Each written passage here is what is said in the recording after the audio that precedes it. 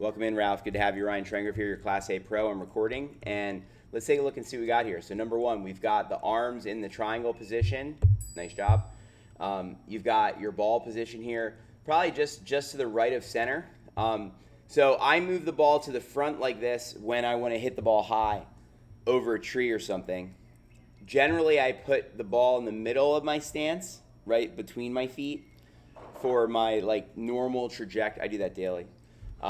Normal trajectory shot in the middle. And then if I'm going to try and play it low, like let's say you wanted to hit a ball low, you'd play it back here, right? You know what I mean? And so generally the more up here you play it, the higher it'll go. The more back this way you play it, the lower it'll go, just with any club in general. But really with the mid-iron, usually you want dead center. So you have it a little bit ahead of center, which means that you're going to hit slightly higher shot. Now, let's take a look at your grip. If we zoom in on the grip, let's see what we got. This looks pretty good. So this hand here, let's see. Okay, now this hand is it could be possibly too far over. So with you hitting a hook, it's interesting to me. See the V here? It looks like you've gone too far. It's outside shoulder here. Okay, now just on the grip real quick, watch this. We search V's of the grip, right? And look, with the grips, there's what's called a weak grip, a neutral grip, and a strong grip, right? Weak, now this is a righty, right? So we have to reverse it, but a weak grip would be like your crease is pointing at your face, like right at your nose. A neutral grip for you would be toward the inner shoulder, okay? So basically, like here, this is Adam Scott's trail hand. Look, his trail hand is actually like at his inner shoulder, and his left hand, I would say, this guy doesn't. Whoever drew this that arrow is not accurate. The V is actually here. He's got his left hand pointed here where the pointer is, and his right hand is pointed here. So he's got it lined up between his inner shoulder, or his right shoulder and his ear. For you, that would mean that we'd want it between your left ear and your left shoulder. You have your left hand under further to where it's pointing outside slightly, which means that it's classified as a strong grip. A strong grip will tend to hook more. So maybe that the grip got a little too far over. It also looks like your right hand you overshot the mark also on this. See how you're over here, right? Just kidding. Wakes everybody up. All right, look at this. This hand needs to be here, right? And then this hand there. You with me? So that means that we need to get your hands slightly more toward the top of the club than they are currently, right? So see how I have the red line? Basically, if we flipped it as lefty, you've gone too far to the side of that line, and you're going to need to bring your hand more to the top of it. Potter Harrington says, as if you're going to grab some luggage. Like if this was a handle, you're going to grab the luggage. That'll get your hand more on top, right? If you wouldn't grab luggage over here. So anyway, the point is, I think we overshot the mark on the grip. That's definitely contributing to the hook. Okay. Now, from here, let's take a look at everything else. The posture on the left over here looks fantastic.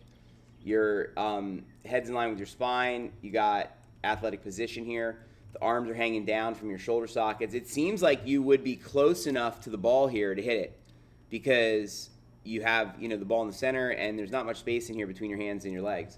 So really at the setup, the main problem here to me is getting that grip just a little bit less. And it's crazy? Throughout a round of golf, Ralph, if I'm overly hooking or overly fading, I may be adjusting my grip out on the course. And I'll be adjusting students' grips out on the course at times. It's kind of like the grip's in flux sometimes, but in general, most of the good players point it between their ear and their shoulder. Right around there, okay, in general. I was just looking at John Rahm. This guy just freaking killing it, right? Just unbelievable what he's done, right? But if you look at him at the setup, look where his left hand is here, and where's his right hand going? There, right? So he's got it, again, between the ear and the shoulder. Remember, you're outside your shoulder right now, okay, which I think that's why we're leading to some hooks. All right, so now let's go and look at what's happening with your form.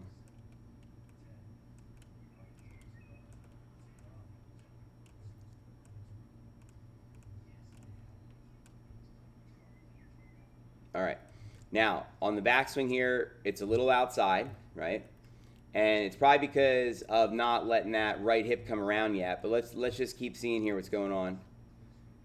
So you're taking it back a little bit too straight back, potentially. It's better to go straight back than too far inside, though. So let's just see what happens here, because this might work. All right, so now your hip has turned, okay? Your knees come around. I think that the left knee is losing its flex. Keeping the crouch in your legs is important, okay, like the balance disc idea. Now, the top of your swing, your head's in the box, so that's exciting. Your wrist is flat, okay? Your hip hasn't swayed, right? You've turned your face to the side a little bit here, but that can work sometimes for certain players. The biggest thing that bugs me here is this knee flex. If it's changing too much, let's see. Yeah, it straightens out a little bit. So you'd want to keep the crouch in your knees more a little bit. Then as you come down, let's see what we do here. So now you're going to bring it down from the inside. So that's exciting because you're definitely doing more of the swing path like we've been talking about, straight back and inside out. This is a little too far inside though. You're overdoing it. Yeah, so look at the flight data here. The club path here now, we've overshot that to now it's 8.1 left. Now this happened to me when I was taking lessons where I was like an overdoer, like I would like get it done like with whatever my coach told me, and then like I would overemphasize certain things that he did for me. Some players never emphasize things enough. I think this is better to do this, but you've overdone it. You've overdone your grip, and you've overdone that swing path. We have to throttle it back slightly from where it is. Get that path not as far out to the left. Now, let's take a look at where you're at coming into impact here. So I'm going to put a vertical line off that front foot.